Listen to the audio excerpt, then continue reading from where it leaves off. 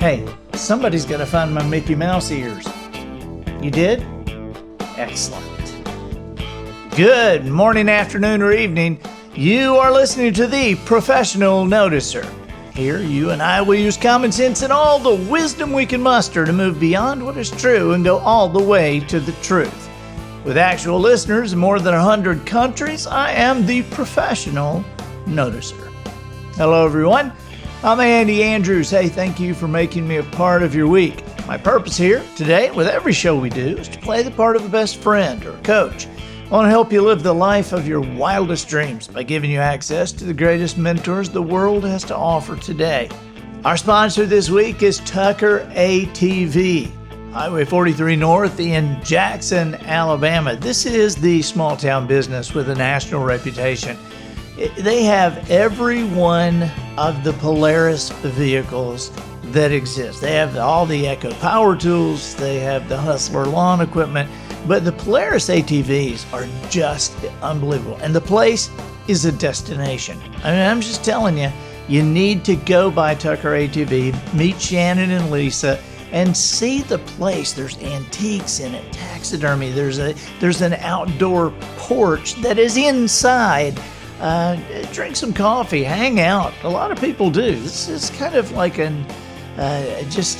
it's an outdoor destination that has a little bit of Floyd's Barbershop in it. Tucker ATV, Highway 43 North in Jackson, Alabama.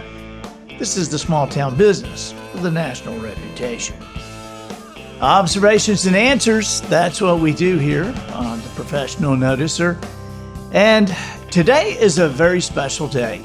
I have a guest that it was kind of, you know how a friend will introduce you to a friend and they say, I really like him and I really like you and I know you guys are going to like each other. Oh, that kind of happened to me a few weeks ago, and they were right. This guy and I just really hit it off and sat and talked on a Zoom call for a long time. But he is not only a great guy, very inspiring to me. You know, sometimes life just like kicks you in the teeth, man. Sometimes there are things that happen that we can't control, and we can only control how we respond.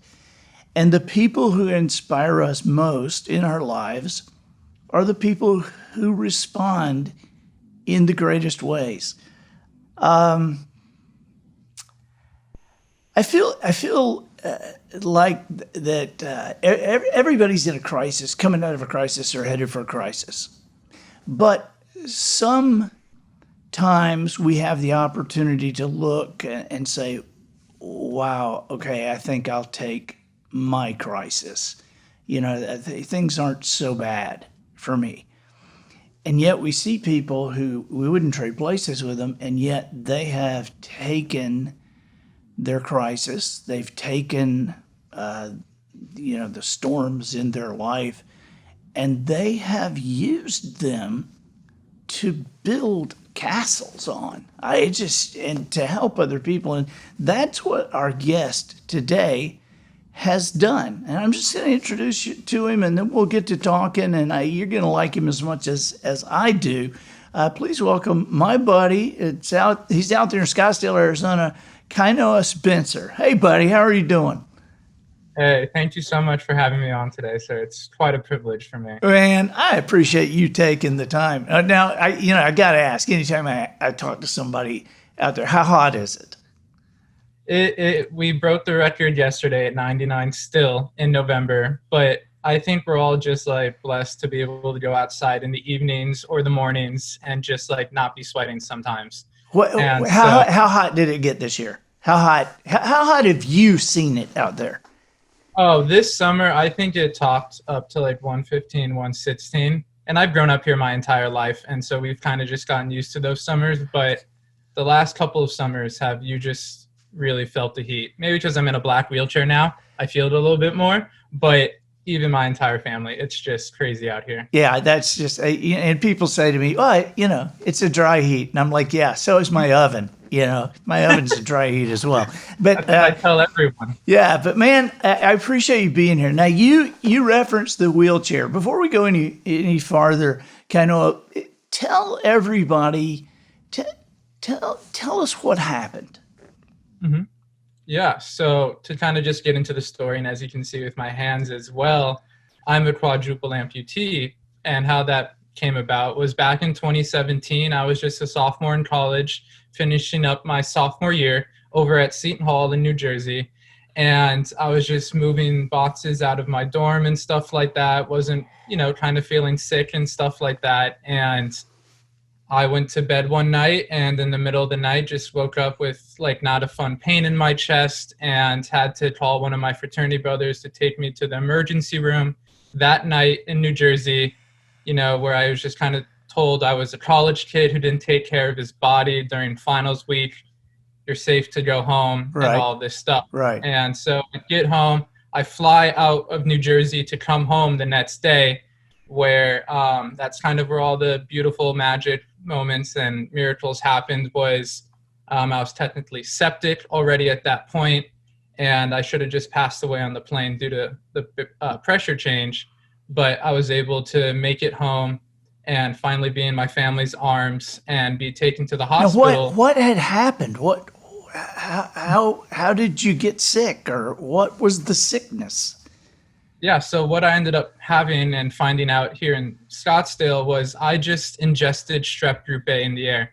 Someone around me in the air had it, and I was just standing at the wrong place, wrong time, breathing the wrong air. And it was just completely random. And when I was moving boxes out of my dorm, I hit the inside of my left knee, which created an internal pocket, no bruise, no cut, no nothing for a while. And that allowed the strep to get into my leg and mutate into a flesh-eating bacteria called necrotizing fasciitis. And so that all went in within a whole weekend, kind of that taking place and the mutation growing, and me needing to be placed into an emergency room care immediately as I land. And because the flesh-eating bacteria was causing my body to go into sepsis and just kind of completely shut down on itself. And a few days before, you had been this perfectly healthy college sophomore. Yeah, I was kind of just, going through finals, fraternity formal, just doing a lot of the end of the year things and everything like that, packing up my dorm to fly home across country. And so, yeah, just a little bit before that, I was, over on college, living that life and just sort of, finishing up that year and trying to just move on through it all. But okay, so you get into the hospital. There, you're in. I'm assuming ICU. Well, really, the last thing I remember before going into what I eventually have to go into a coma, but I'm at the first hospital that I was at, and I was in the intake room with my grandma, and truly the last thing I remember was looking down at her hand, holding it for comfort, and her just saying, my grandson is so sick, we need to get him in immediately. And I have, don't remember a lot of that, but what had happened during that time is that I just sort of immediately descended very quickly in all of my vitals, and I was just declining in health very drastically. Pain was increasing, and I was out for all of this. And so how were you hurting? You said pain was increasing. Where? It was really across my legs, my entire body, and just sort of muscle spasms and stuff like that to kind of relate it. But did you feel like you had the flu? What did you think at that time? Yeah, for the first couple of days before that, when I was back in New Jersey, it was kind of just flu-like symptoms. My left leg was hurting, I was limping. My friends told me on college campus. It was summer in New Jersey, but I was in a sweatshirt and sweatpants, and my friends just said I didn't look good walking around campus and everything. But okay, so there you are with your grandma now. Mm-hmm. And so the next thing I remember was waking up 3.5 weeks later out of a medically induced coma. But what went on within those next following hours in those 3 weeks was I have to be rushed into the emergency room because my breathing and lungs are descending. so quickly in vitals and stuff like that. And it's really just, there were moments of people picking up the right phone calls at the right time and beautiful hearts and connections that allowed me to then get moved to a more specialized hospital that I needed. And we were able to get ventilators in me because I needed life care assistance and everything like that. And so kind of hearing all the COVID stuff that everyone was needing was kind of what I went through in the very beginning stages of my sickness. Right. And so I'm at the new hospital, still in a coma, and there my parents have to make, pretty hard decisions of so the doctor comes to your mom and dad, and what does he say? And so they see parts of my legs turning purple because the flesh-eating bacteria was starting to go after my legs. And they had to make quick decisions of, like, the flesh-eating bacteria would move up on my body. And so they needed to be able to, sign off. And, luckily a lot of those decisions were kind of taken out of their hands for the severity of the situation that it needed to be done. Right. And so that was kind of the first major surgeries, were my legs and everything like that. And I was in a coma all throughout this time, and my vitals started to improve much better after the amputation of my legs. But then the next thing was, I kind of was brought out of the coma to be shown my deteriorating fingers. I don't need to say like how weird it looks, but my deteriorating fingers and hands from the bacteria as well. Now, you know what? Tell us, what did you think? Tell us how weird it looked. What did you think when you saw that? I mean, I was under so many different things that I may not remember all of it, but I remember having seen my hands wrapped up under wraps and stuff like that. Right. And, still thinking I had fingers because I had so much sensation and would kind of actually forget that I had the surgery some of the times. But it was kind of how I say it, and when I'm speaking about it and stuff, it's kind of like those gross witch's fingers that turned black. Yeah. And so they had to be able to amputate them and to be able so the deterioration would work down the rest of my hands. And so they were able to save the knuckles on my right hand and half of my thumb. And just really learning like how important this little thumb is. It allows me to write, to eventually drive, to have a lot more independence. So I really learned a lot about the opposable thumbs during that time. Wow. I spent a total about 3.5 months in the hospitals. And so I was in the intensive care unit of the Mayo Clinic here at Phoenix for 3.5 weeks, or I was in the coma for 3.5 weeks and in the intensive care unit for 1.5 months. And so it was during that time that I was on lots of different machines, lots of different, tubes just coming out of me. And really physical therapy at that point was just lifting my arms up and down, or being able to get on my side or lift up one of my legs. And so, it was quite a moment waking up to that, I will say. And what did they say? I mean, who told you what had gone on, Kainoa? They had to tell me actually a couple of times, just because you're on so many different medications that it makes your memory bad. But then I had blankets all over my legs. My hands were wrapped up. So you have so much sensation at that time that you kind of think that you may have something, but you don't know. But it was the first time that I remember asking is like if I had arms or legs was when, who was it? It was one of the therapists that came in, and I had come off my trach because I couldn't speak for a little bit when I first woke up. Right. And so I was able to kind of ask the doctor who had come, or the therapist who came in, and that poor therapist was not prepared for such a question to tell a 19-year-old kid that he no longer had his arm or his fingers and legs. And I can remember how the sun hit her face and the tear like rolled down her left cheek when she had to answer that question. And so you have moments like that where I can tell you like where the sun was coming in through the room, through the blinds in that moment. But I mean, I probably couldn't have told you what I ate for most of the time while I was there. So you kind of have experience that stick with you. And I'm sure everyone has moments like that.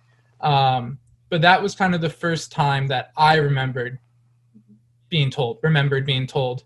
And it was very obviously it's very drastic to understand that and cope with that and everything. But I mean, luckily I just had an incredible care system there, and all of our family and friends were there. I woke up out of my coma to like a 200-person vigil outside of the hospital. And so you just kind of have moments like that are just allowed the purpose behind a lot of this pain to sort of begin to sit.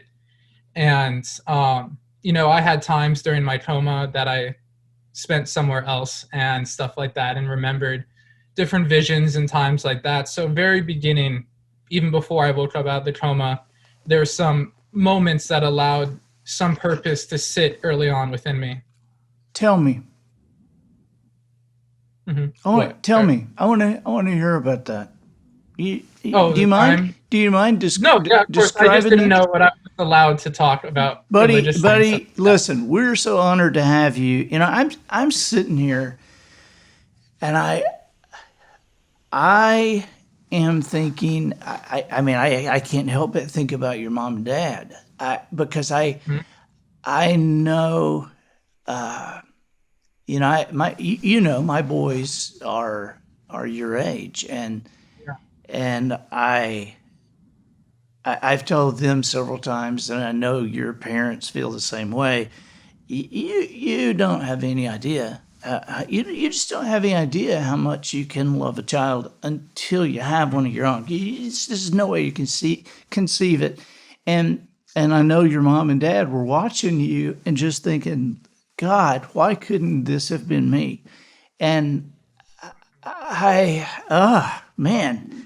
And so tell me, so you said that, and you're allowed to talk about anything. Listen, our audience, we are going to keep up with you. And the professional noticer audience, we're a family. And so we're going to keep up with you. We're going to help in whatever ways we can, but you can tell us anything and we want to hear it. And so I would really like to hear, if you don't mind, what happened? What do you feel like happened when you were in that coma? Yeah, so while I was within the intensive care unit and within that coma for the first 3.5 weeks, that's when I was in septic shock, which is the last stage of sepsis, and it's where your internal organs start shutting down on themselves. It's where blood starts just recovering or focusing on these internal organs. And so my heart stopped twice. I had a code blue, and I actually passed away twice. And so it was kind of those two things happening without me knowing, and waking up and eventually being able to tell my parents this. And they were actually like, well, you actually did pass away. But what I remember during that time and everything was how I kind of remembered it was like, I sound like out of a movie or something, but like up on a green hill with like blue skies was like this. It was like this tree, this beautiful big tree with like an iron rod cross somehow in it or something like that. And I just remember being there with a presence and everything like that. I always say I wish I asked some questions up there and everything, but I think I definitely got the answers delivered in different ways. Sure. But it was just this beautiful presence that allowed a lot of, not safety in that moment, but just a lot of like, I'm using like a lot, sorry, but just purpose. I don't know what else to kind of talk about it, but purpose and like love and resonance to kind of sit within that moment of pain, and just allowing me to have that spirit waking up and sort of allowing me to wake up with a purpose behind all of this, even though I couldn't talk when I first woke up and had no idea what was going on, was wrapped up in every which way. Like I first remember the first faces of my dad's face, seeing it for the first time, or my mom's like looking up over me, or sorry, my brother's the one that makes me cry, but holding his hand for the first time, that was monumental is a good way to put it, but to where it's like, okay, I'll take this on over them having it any day too. And so it allows me those moments for me to, whether I'm going through pain or like physical therapy or not wanting to study or different things like that, that I always lean back on those moments. And so it was, from times of just feeling that presence there while I was in the coma and stuff like that, and allowing that resonance to be with me the entire time during the intensive care unit in the hospital. Do you feel like that you were given confirmation that you were going to be able to live, that you were given confirmation that you were going back for a reason, that there was a purpose, that you weren't going to stay there on that green hill? And yeah, and I always say this to a lot of people and always kind of shots them, but it's like a lot of what I have now is a lot of what I asked for and prayed for a lot of my life before this, right? Like I asked to be able to impact change around this world. I was going to international affairs school before this to wanting to work in international nonprofit, and I happened to get sick and come back home and get connected to an international profit 10 minutes from the house I grew up in. And you're one of the honchos of K2adventures.org, correct? I mean, no, well, I work for them, and the two people that started the organization, Kevin and Kristen, are the owners of it. And they would say you are one of the honchos. Yeah. They would say that I've been truly impacted by the amazing organization that they have. You're an amazing guy. Tell us about K2adventures.org. Yeah, and so it's this incredible organization, and like what I was saying is I asked and prayed for a lot of these things to be connected to these beautiful organizations, and I always say I just never asked for 10 fingers and 2 legs along with those prayers. And so it's like, be careful what you ask for, right? Because they'll definitely deliver, right? But I got connected to this beautiful organization because I got connected to them through when I was, how do I say this?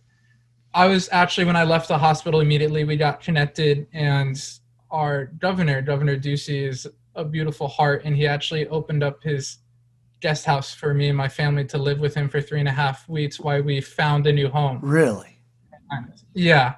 And so I've always been interested in politics all throughout my life and everything like that, but kind of being told that news coming out of the hospital was kind of crazy. But Mrs. Ducey is a part of another nonprofit here in the Valley that my mother's been participating in and stuff like that. And so when I was with them, they were like, you need to get connected to this beautiful organization. And so K2 Adventures Foundation was started by Kevin Sharilla and Kristen Sandquist, and they have K2 Adventure Travel and K2 Adventures Foundation. And Kevin has climbed Everest. Kristen is one of the most summited women on Kilimanjaro in Tanzania and Africa. And so they do hikes and expeditions all across the world, from Nepal, Tanzania, Mount Aconcagua, the one I did with them in Australia. So it's this incredible organization. And then wherever they travel, they support or build an orphanage within that community. And so that's a beautiful thing. And then here in the Valley, we have 5 to 7 local programs that give back to those people and kids living with disabilities, limb loss and limb difference. And so I was able to work with them and sort of be able to turn our golf tournament that was started for me when I came out of the hospital by my family in this beautiful community. Because I played golf growing up, I worked at a golf course all throughout high school. Really? And so, yeah, and that's where my mom worked before too. And so we have this beautiful connection with this Greyhawk golf course here in the Valley. And so partnering with K2, we have a whole day at the golf course. We rent out a course, have like 200 golfers come out, and then we have a full silent and live auction afterwards right out on the lake, where we have hula dancers come and bring the whole Hawaiian experience to Arizona. And all of the money raised goes back to the limb loss and limb difference community. to where we're able to work with different recipients that we've been connected to or that I've met from physical therapy or just different aspects of life to be able to get them prosthetic care, service dogs, or just other forms of healing and rehab that aren't covered by insurance and stuff. Right.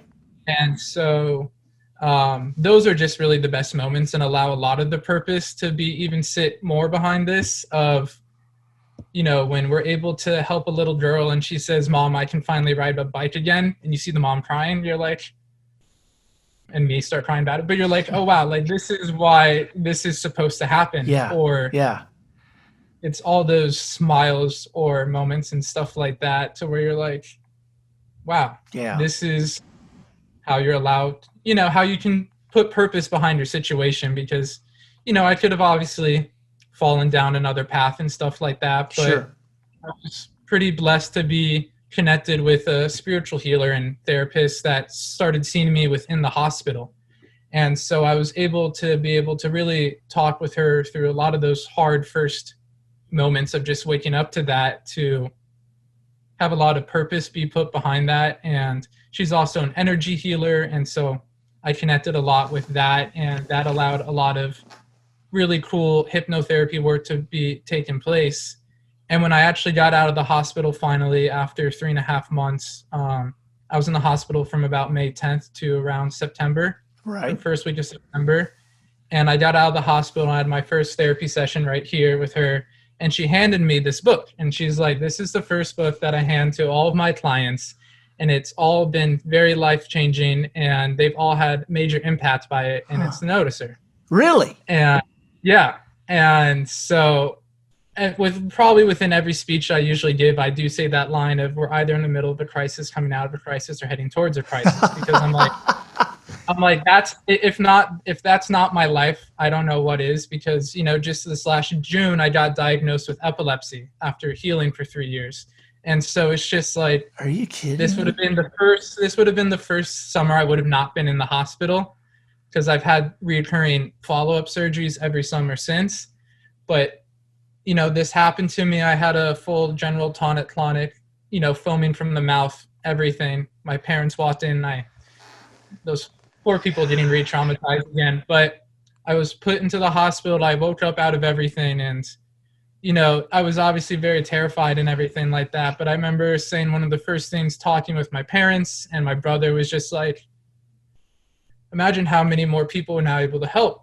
Because now I have epilepsy and I'm now able to connect with this whole new group of people. And we're now able to raise money and be able to impact a lot of people that, you know, epilepsy impacts everyone in such a different way.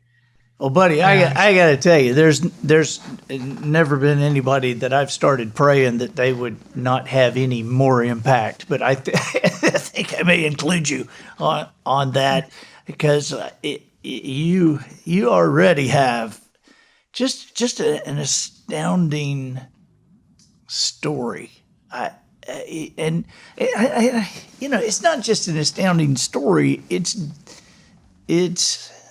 you and what you have been able to choose. You know, Jones told me years ago, he said that perspective is not how you see something, it's how you choose to see it. You know, the glass half full, glass half empty. The glass, the level of liquid in the glass is what it is. And it's how you choose to see it. And you have chosen to see something in an amazingly different way.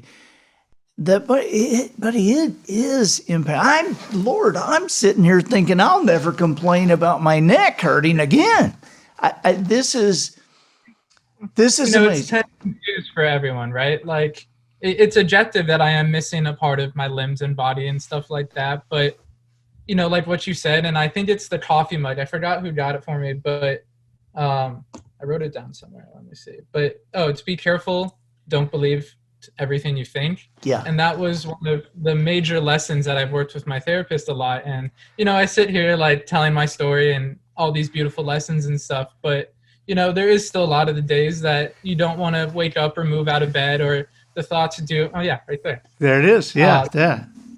the thoughts do overtake you in a lot of ways. And I think it's one of the hardest lessons to constantly battle with, is to know that a lot of those things that we think aren't true, and a lot of them are lies. And, so it's really pushing through that and seeing that, to where I have a lot of my friends or people who I tell the story and they're like, I'll never want to complain again.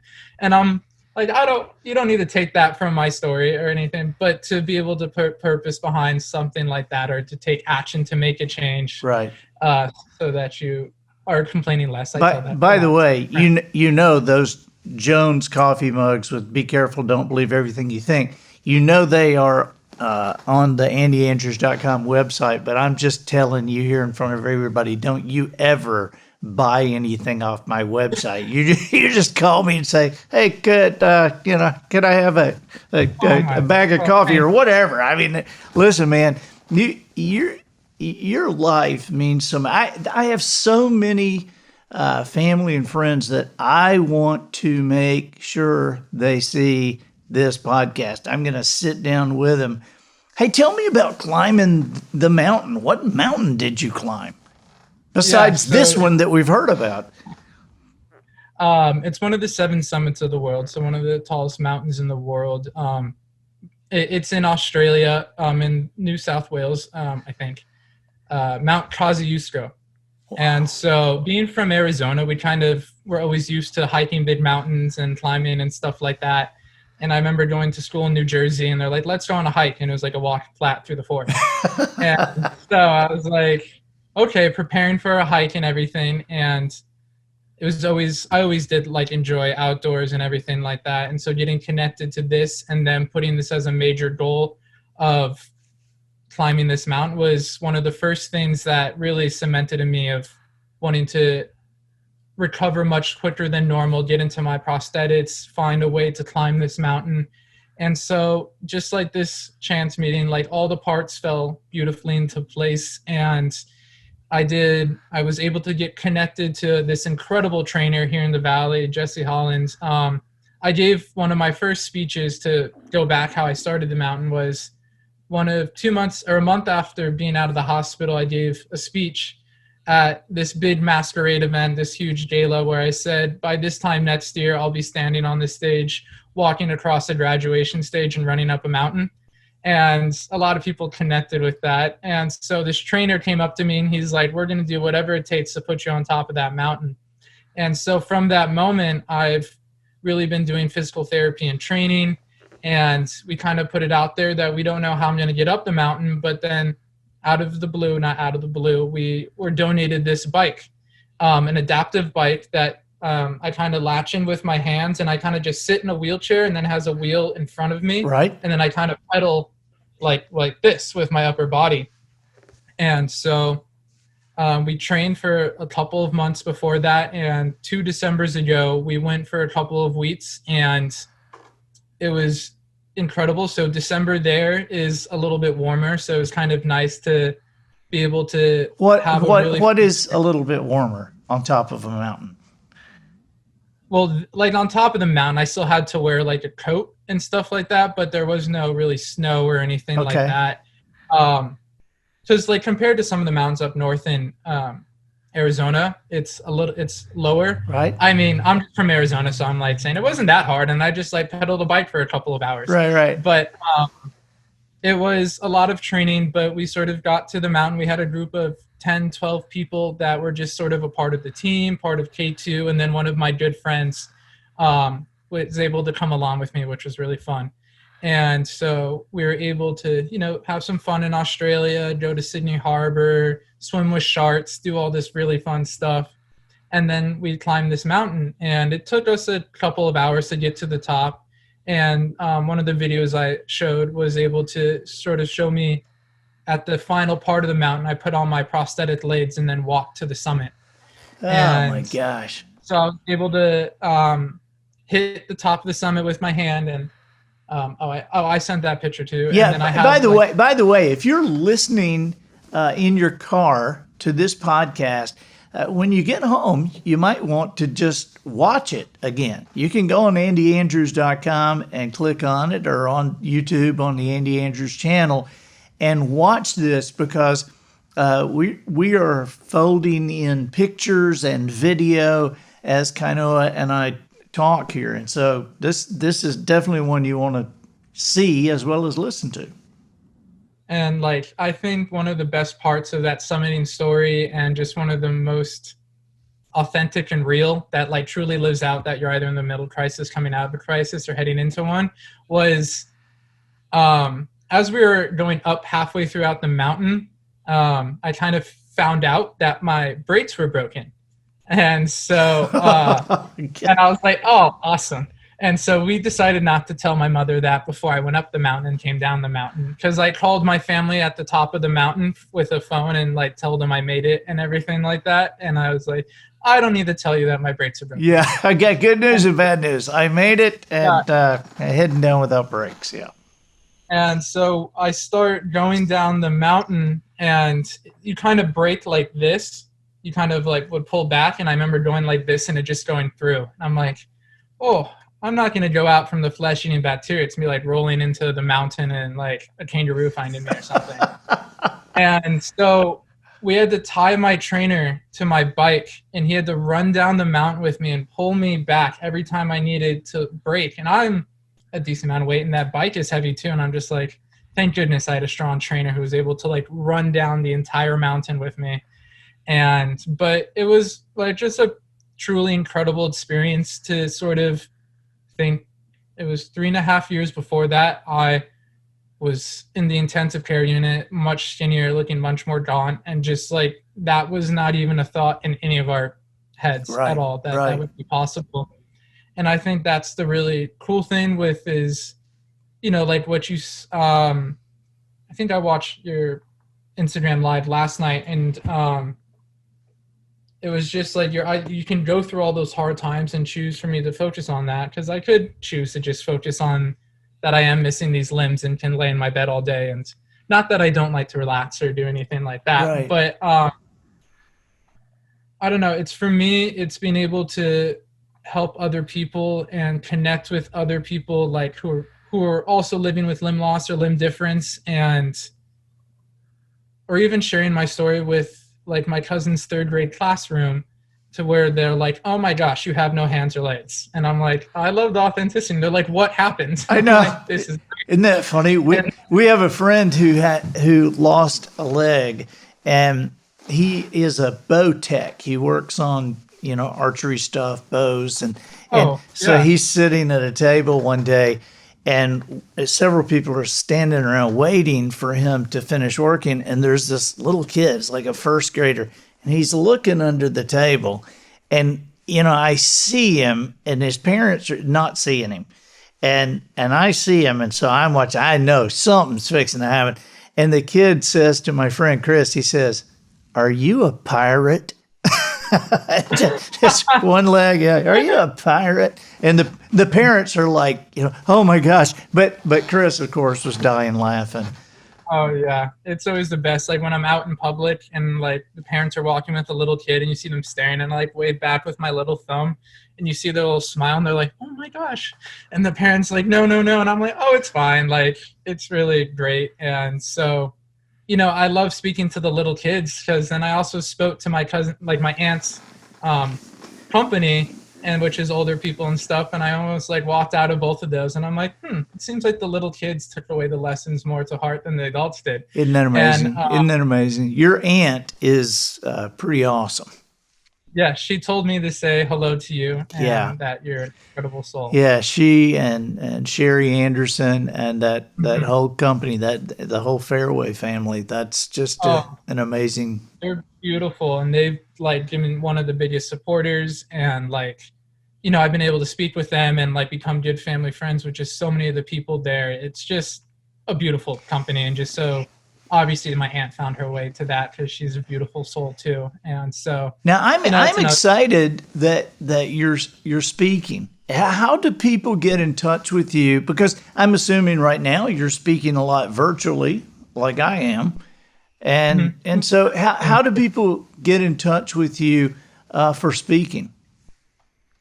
Oh yeah, just to get in touch with me for speaking right now, you can either go through the K2 Adventures Foundation website, or just reach out to me on my Instagram or Facebook at Live Like Kainoa. Okay. That was the organization that my family, or the name my family decided to, I woke up to that name. Say it again. Live Like Kainoa. Yeah. And so if you ask any of my friends or brother, they're always like, live kind of like Kainoa. And that's your friends, man. That's your friends. Oh yeah. My little brother has no shame in calling me out, and which is good. I need him to do that. Hey, tell me about your little brother really quick. You mentioned him before, and I just wanted to, tell me how much younger is he? How is he now? Me and him are like 4.5, 5 years apart, and he's 19 now. 18. I'm sorry, just turned 18. He's a senior in high school. He's no longer a little brother. He's been training with my trainer and just like 6 feet and built. And he's an incredible baseball player. My dad played baseball as well. And so he's just this incredible like baseball player. He's smart. He's very kind, and just is like an incredible little brother to go through all of this and to be who he is and have the heart that he does. We'd come from 2 beautiful parents and families. And so we're just very lucky to have a brother like him who's able to, he is fortunate to have a brother like you, buddy. Hey, listen, we're going to put your contacts on the show notes, and so everybody will know how to get in touch with you. And listen, man, let's keep in touch. I've got a golfer buddy that is going to want to talk to you. She is. You'll know who she is, and she will. Yeah, that's like one of the greatest, like, also goals that I had was to get up back in Lades and swing golf clubs. So that took all 4 limbs and kind of all that, and partnering with the golf course. And then I don't know if you heard of the company PHG or anything like that. No. Parsons Extreme Golf. Bob Parsons, he has his own golf company in the Valley, and we've got connected to him and his wife's beautiful souls as well.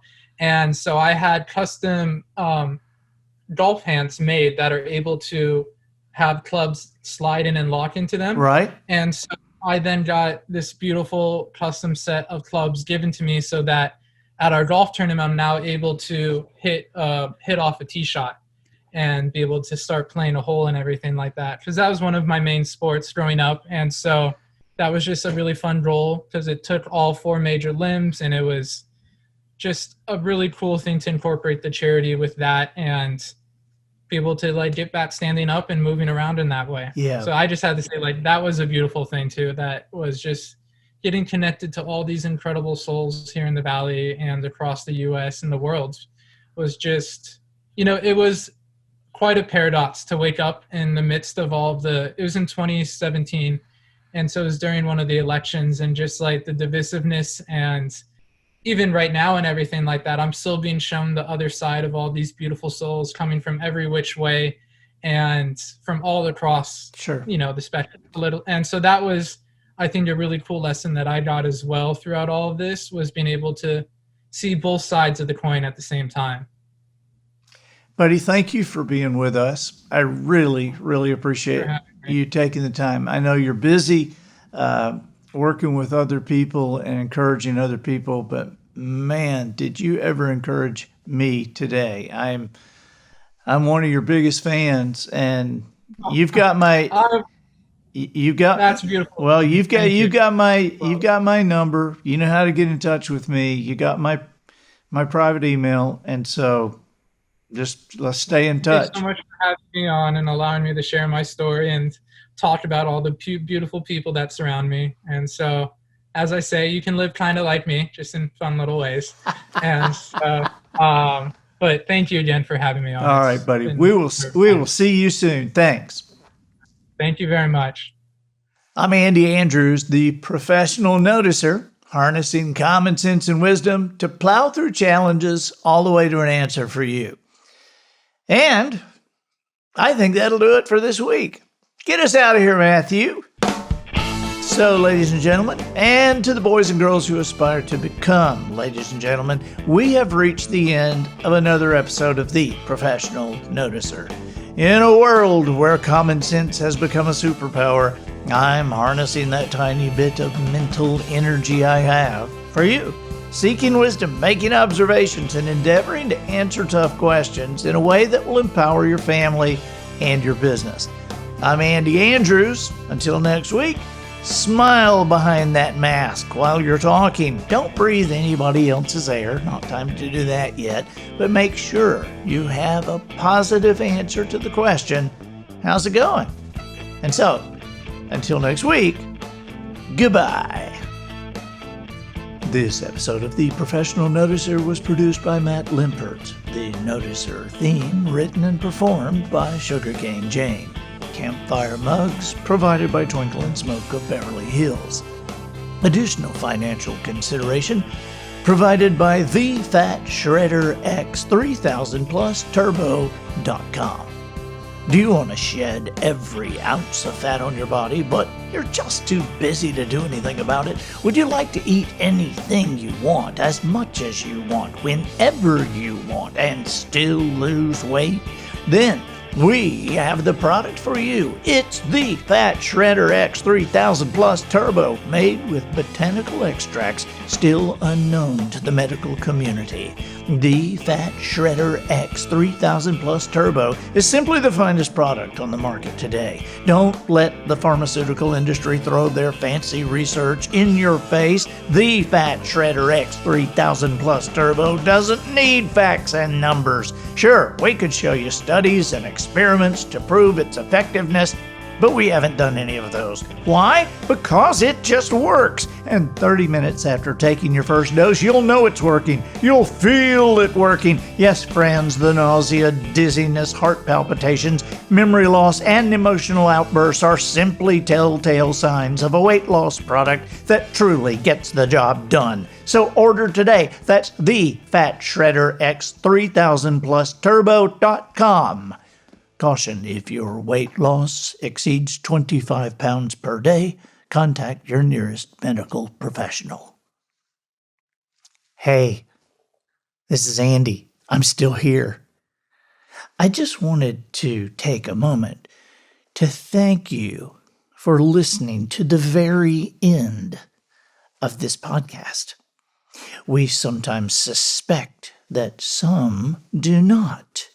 And it's sad to think that they miss our funny commercials. We spend a lot of time on those. And we laugh, and we want you to laugh too.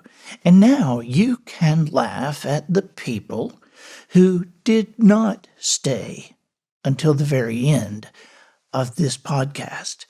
Because if you are hearing this, you have a week to get 10% off every single thing on andyandrews.com. This is through November 24th, and your coupon code is podcast118. No spaces, just podcast118 for 10% off through November 24th. For being one of the people who listens to the very end. Bye-bye.